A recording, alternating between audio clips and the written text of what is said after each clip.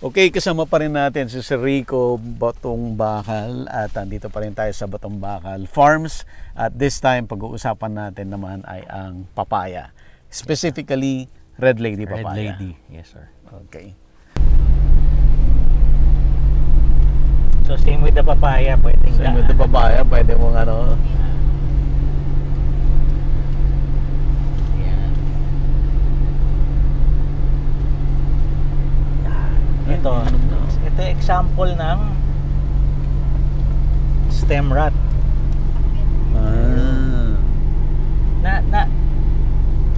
Dati ano yan palaki ng palaki. So pag maraming bunga, yun, mapuputol. Kaya ang dami, iba-iba yung size naputol na yung iba. Pwede naman dito. Iwan ko na lang yung car dito.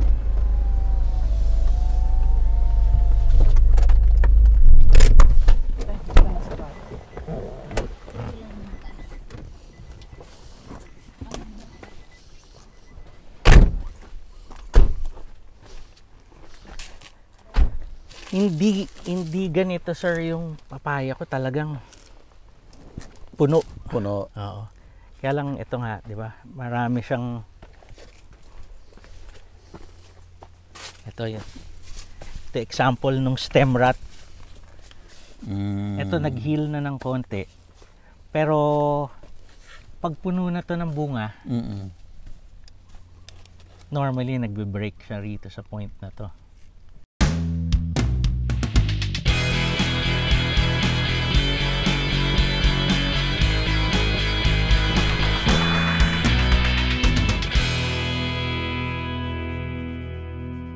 Available na po ang agribusiness merch sa Shopee. Ang link nasa description box.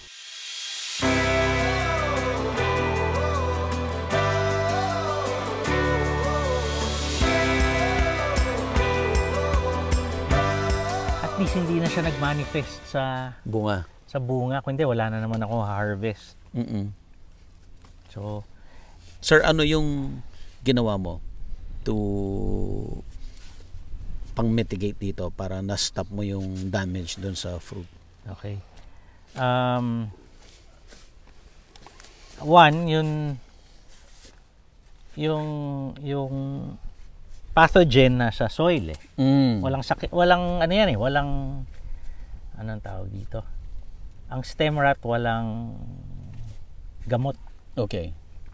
So yung moisture ng soil makes it conducive for the pathogen to spread. So isa yon sa kinontrol namin, yung irrigation namin that time to fertilize, medyo mas mahaba yung intervals niya. Second, nung nag-manifest na siya, may ginamit kami, nabasa ko yung ang name nung product is Ridomil, no? Gawa ng Syngenta. It's a combination of two fungicides. Pinaint namin siya. So, tumigil naman. And then, after a while, nakikita ako, bumabasa na naman yun. So, parang, shucks, hindi makontrol. So, paint na naman ulit. Yung pala, nakakapasok yung, may uod. Sa loob. O, kinakain yung, ano pala, yung bark, yung puno. Yung na-damage na. Oo. Kakainin ng worm. So, kasi ganun lang siya Noon kinontrol na namin yun, we applied yung insecticide para makontrol yun. Hindi na siya. So dalawa, insecticide for the worm and then yung para dito sa sakit. I guess kapag earlier namin na-detect yung worm, hindi mo makikita from outside kasi nandun sa loob I guess kapag na-control mo yung worm earlier, hindi siya masyadong lalaki. No?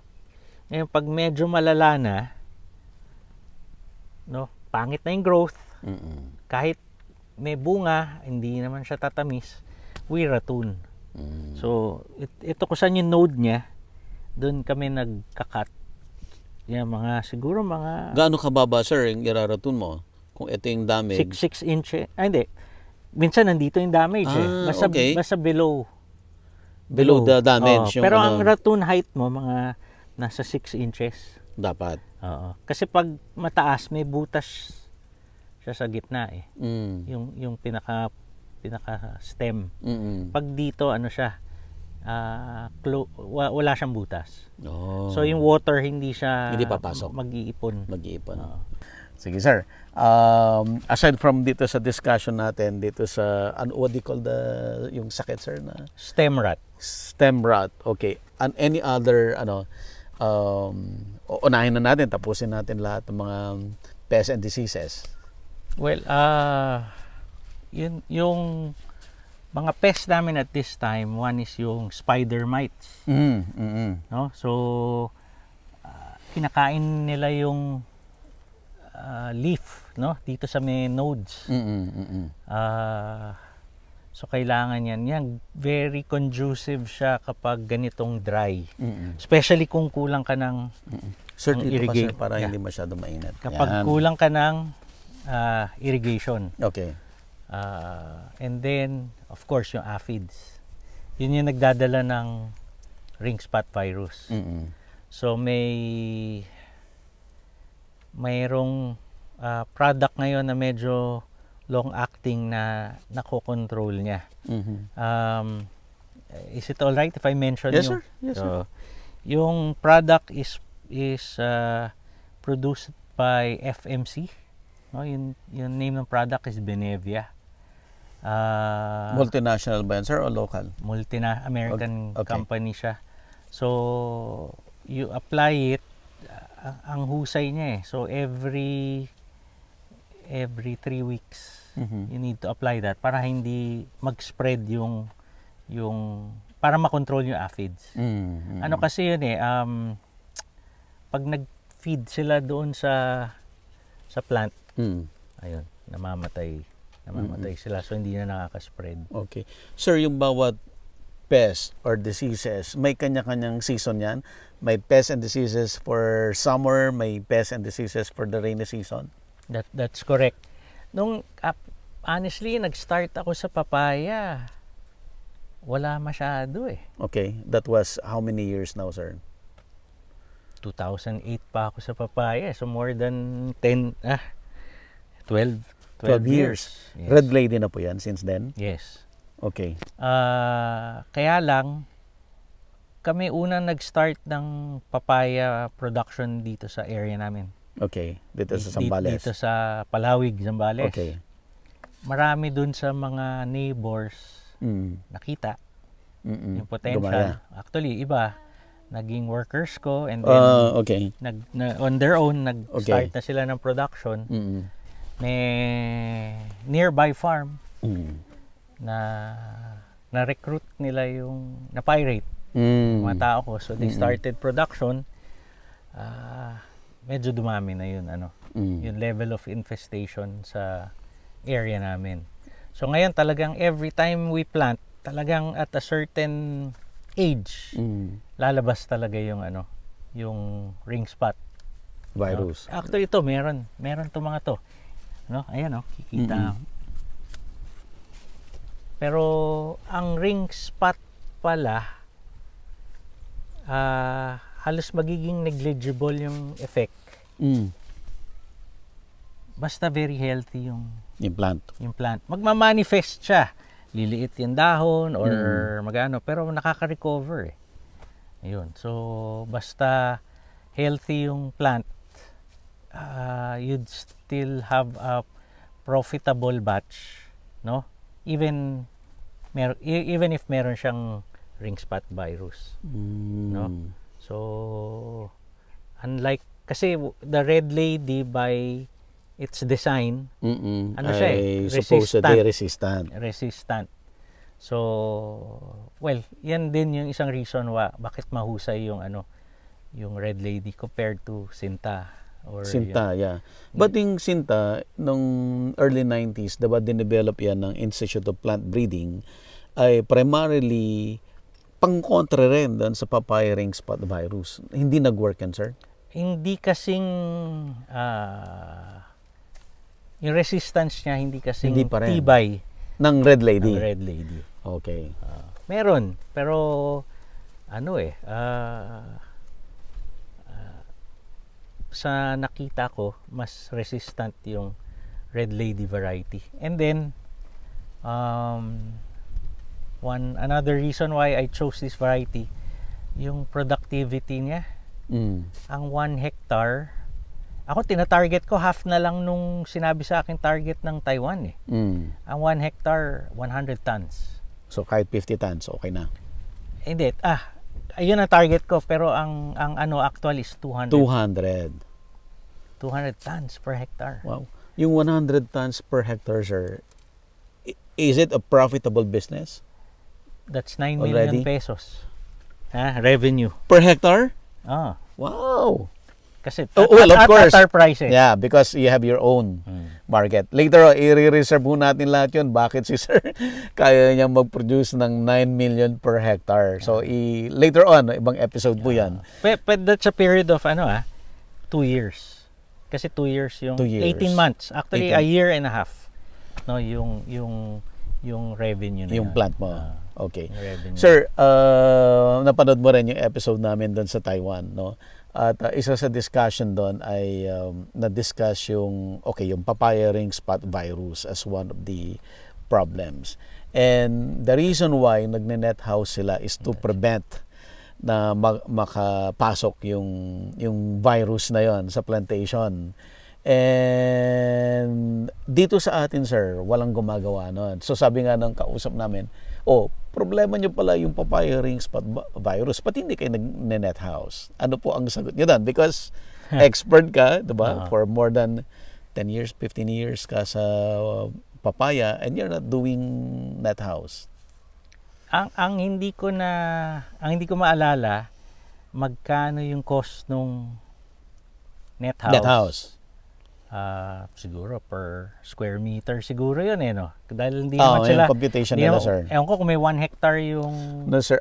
Ideal daw, maganda ang isang net house lang supposedly ay 2,000 square meter. 2,000. Para ma-maintain mo na resistant siya sa typhoon, sa bagyo. So, for 1 hectare, you need about 5 net houses. It all boils down siguro sa economics. Okay. You know, you can put up a net house to prevent yung infestation ng ring spot. Pero kung hindi mo naman mabenta yung papaya mo, na ma-recoup mo yung gastos, mahirap i-justify. Maski na doon lahat ng benefits. Okay. Mahirap i-justify. Pero for us, if it's going to help me lessen my risk sa typhoon, it's a very viable option. Kasi ang laki ng demand ng papaya. Kahit talaga, sir, 10, 20 hectares, pwede ako magtanim Kaya lang, ang problema, yung risk ng typhoon. So, kunyari, if you plant 20 hectares, isang typhoon lang, wipe out ka. Imagine mo yung investment mo. Sir, yung sinasabi mo na demand, yung malaking demand ba ay yung malaking demand for your own market or the in general market for papaya in the Philippines? I'm just referring to my market. To your market. Kasi medyo iba yung market system namin at hindi ko napag-aralan yung current market system. Medyo malayo yung the way we market and sell our products. Napapasal na po yung audience natin, but sige, i-reserve natin talaga na ibang discussion yon kasi pwedeng it applies to papaya, to mangoes, and doon sa honeydew. The same market yan, sir, no? Yes, that's correct. Sineserve mo for that. Going back, sir, dito sa papaya, ano yung pinaka-importanting tapos ba tayo sa pest and diseases? Any other concerns? Halos wala ang papaya Halos wala unlike yung honeydew or yung mangoes. Mas madami doon. Medyo mas challenging yan. Yung dalawang crops na yun. Okay. So, Any other cultural management na needed dito? Of course, yung land preparation mo ba, sir? Ano ang difference ng land preparation for papaya?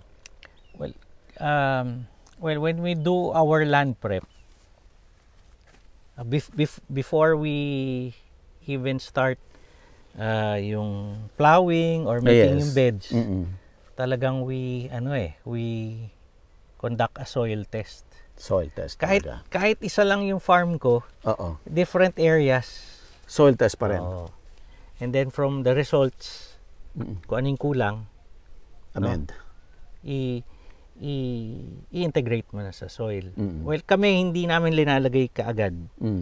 Ang soil preparation namin is more of putting yung base niya na organic matter na yung papaya really loves, no? Ito nga, 'di ba? Actually, ito hindi ako masyadong happy dahil ang liit lang nung trunk eh. Mas maganda kung yung mas malaki yung trunk niya, no? So yung soil na napili ko kasi is yung yung daanan ng water. Okay. So medyo yung soil niya hindi ganyan talaga ka-rich, no?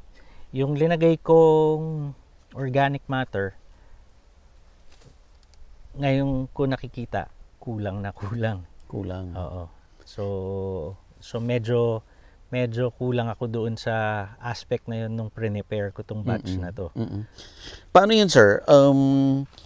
Ideally, okay, based doon sa sarili mong pag-aaral, gaano kadaming organic matter ang kailangan mong i-incorporate doon sa soil mo? Kami, in terms of hectares, nasa 12 tons ang linalagay ko eh. Wow. Ganun kadami. And then, ang maganda, yung base ng organic matter mo, rich siya sa phosphorus. Yun ang gusto ng papaya eh. Phosphorus. K. Hindi, potassium yun. NP. Yung P, yes. NP. P. So, tapos yung ibang kulang, yun, linalagay na lang namin through the drip system. Drip system na. Tapos yung pH niya, gusto niya yung medyo on the neutral side. Mga 6. Ganyan. So, yun ang preparation. And then yung bed namin, at least half meter ang magandang taas. Ito mababa pa to, sir? Alam niyo kung bakit hindi namin napataas? Panay bato. Paghukay, panay bato talaga. Medyo nahirapan kami sa pag-prepare. Kaya lang may nahuli na ako sa planting season eh. Kailangan mo na habulin. Our planting season should be the first week of May. So pagdating ng rainy season, medyo malaki na. Kasi pag tuloy-tuloy na yung ulan, at least yung roots niya, hindi na mabubulok yung puno. Kasi minsan maski naka-raise pag tuloy-tuloy yung ulan, affected yung growth nung papaya. Sir, balikan ko lang yung organic matter na linagay mo na ilang tons? 10 tons? 12 tons? Ano po yun? Ano yung organic matter? Ang na-acquire ko nun, chicken manure. Chicken manure process or not? Process. Okay. Pero the natural process lang, drying? Hindi, maraming minix eh. Binili ko siya commercially sa Pangasinan. Okay. Commercial product na siya na may minimix siyang lime, may minimix siyang mga bacteria. Ganun. Kami nga noon, ginagamit lang namin cow manure. Grabe. Happy ka doon sa cow manure? Oo, very. At saka siya, yun raw. So we put it in 1 month before we plant. Before preparation? Naka-prepare na yung bed. Okay. Spread namin and then i-rotivate. Yeah. So, tapos lalagay na namin yung irrigation line at saka yung plastic mulch. And then for 1 month through the irrigation line, naglalagay kami ng EM1 Mm-mm. para Mabilis siya, mabilis. ma-decompose. Oo. So, and then after 1 month of that, tatanim na namin. Transplant na. Yun ang ganda. Hindi ito very if I'll compare it to our other batches, Okay. very poor to. Very poor to. Very poor. Baka ano lang ako dito, 60 tons. So 40% less. Sir, isang glimpse lang na kanon, kita mo na kaagad. Sa tagal na eh. Ha, alam mo na. Sa tagal na eh. Pero at least ngayon nakaka-recover siya. Ano lang talaga, pag morning mas magandang umikot kasi ano siya, very fresh yung Okay. yung Madahon. so makikita mo talaga yung health niya. Pag ganito ano siya ano tawag 12:30. 12:30. Nagtatrabaho tayo ng 12:30. Ano na yung nagdo-droop Oo. dahil sa sobrang init. Sige sir, can we show us yung mga rinaton mo, sir? Sige, Sige. we'll have to. Kailangan nating lumipat ulit ng sasakyan, hindi natin pwede. Ito, here. lakarin. Here. Sige, Ito, sir. to. Yun.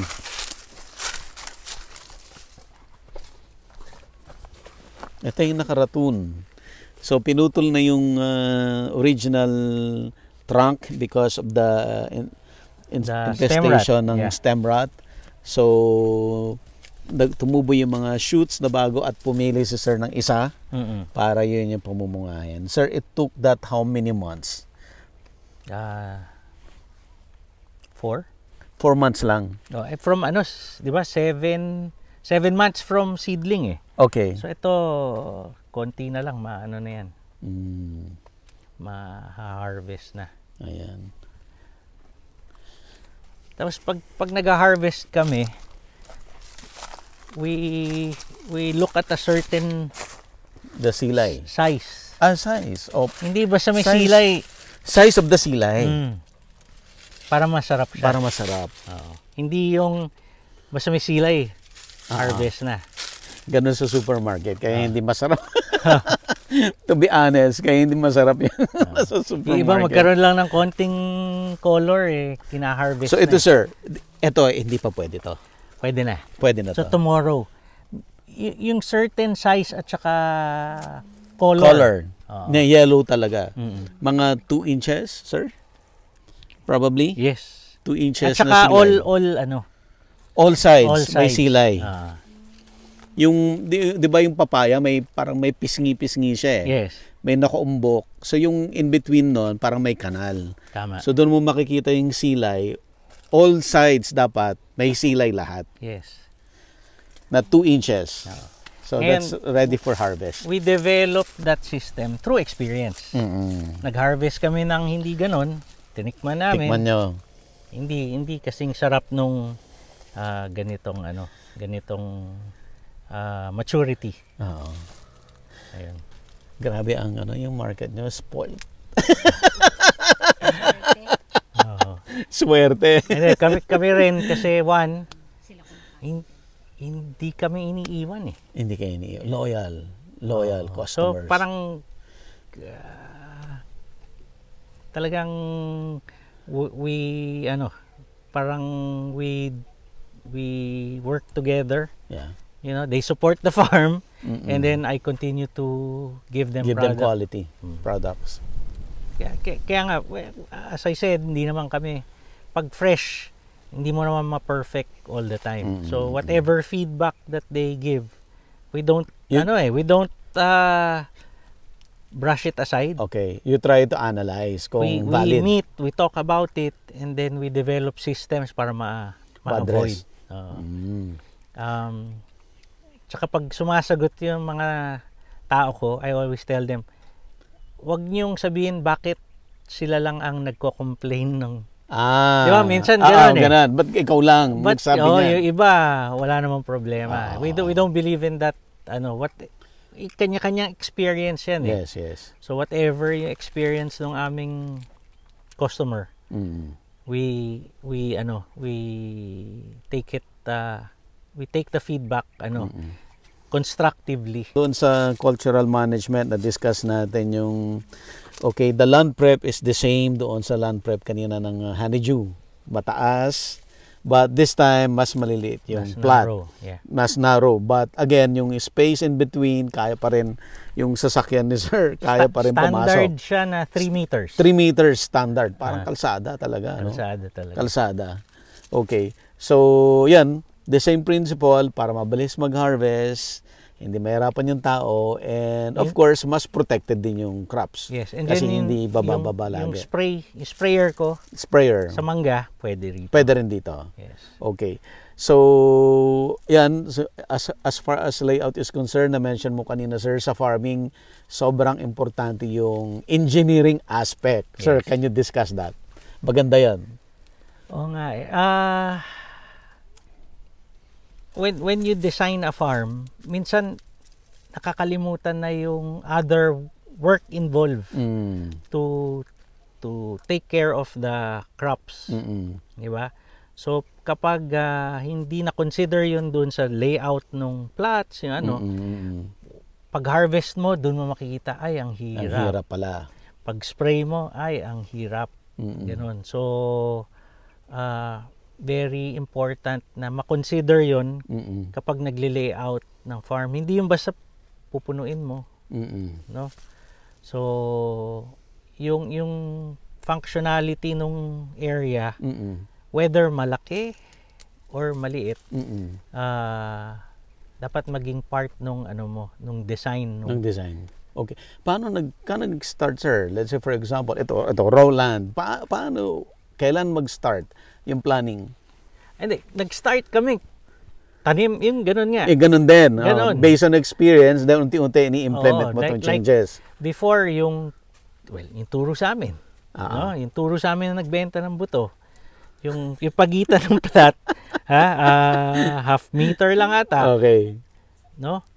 Kasi yung iba, kaya half meter, pag nagtutubig sila, linalagyan ng harang para tumaas yung tubig. Yung tubig, yung furrow irrigation. Yung furrow type. Yeah. So nung ginawa namin yon, and then dumating na yung harvest time, Siksikan. naawa ako sa tao ko. No? And then kapag nagsispray, so hanggat sa labas lang yung vehicle, and then yung hose niya, we'll have to go along. Isa-isang ganon. So nakita ko, so naisip namin mas maganda, mas madali kung mag-provide ng machine access way ang tawag namin yon. Machine access way. And then even if you monitor, mas madali dahil hindi siya masyado, Hindi siksik. mas mako-concentrate mo yung monitoring mo Yung kasi ang nangyayari, yung itong hill na to, nag-overlap yung canopy niya doon sa next hill. Tama. Wala nang sunlight sa baba. Yun din. Oo. As I said, yung productivity mo hindi naman bababa kung mas less yung puno. Yung puno. Oo. Kasi mas mabibigyan mo siya ng proper Care. attention. No? So, ewan ko, sa amin kasi we have the property size to afford yung ganitong setup. So they just have to wait, no? Pag mas less yung area nila, kung ano yung pwede, baka pwede lang gawin yung bed, yung length ng bed nila sian na lang. Para kung dito lang talaga yung at least hindi na masyadong Para doon sa in-between bed ang magiging kalsada niya. Hindi yung in-between rows. Posible. Pwede yun. I mean, kunyari kaysa ewan ko yung setup ng iba, kami standard yung 100 meters kasi yung drip system namin pag Pang mas 100 mahaba meters. doon, hindi na ganun kalakas yung pressure. Okay. Nababawasan. So, yun kaya ganun yung namin. And then, kami naka-design eh. May road system. Importante yung road system sa amin eh. Para madali yung equipment makapunta doon sa sa isang production area at saka maka-operate. No? Available na po ang Agribusiness merch sa Shopee. Ang link nasa description box. Agribusiness, how it works. Instruct, inspire, succeed.